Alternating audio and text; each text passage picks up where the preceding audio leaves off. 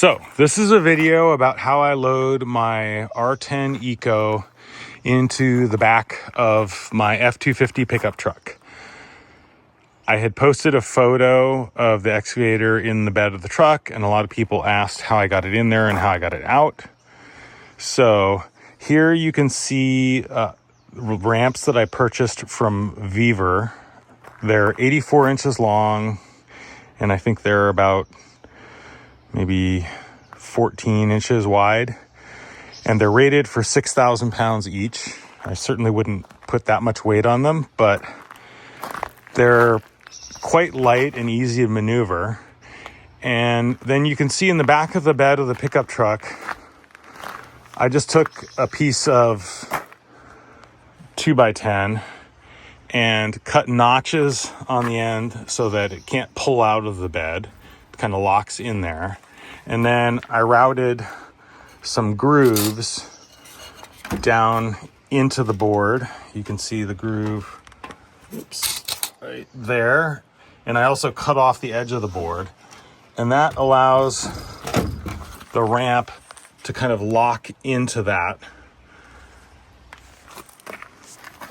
I routed the grooves so that there is 49 inches of space between the outer edges, and that gives me some play so that with our track width, I have my track set at their wide setting, and you can see that the track width is 46 inches and the tracks themselves are only about 7 inches wide. So that gives me a fair amount of play if I don't drive up and down the ramps perfectly to keep me from sliding off the edge. So I'm going to shoot a video showing me loading the excavator and then unloading it. And when I do that, I drive with the blade on the uphill side so that that extra weight is there. I'm also a big person. I weigh about 230 pounds, and I'm definitely going to lean back into the chair to provide more weight on that end. And then at the same time, I'm going to have the boom and dipper stick with the bucket down on the ground so that I can stabilize myself. And also so that when I reach close to the tipping point, I can use that to bring myself up to level before I back into the truck, because I don't want to hit the tipping point and then go for a ride.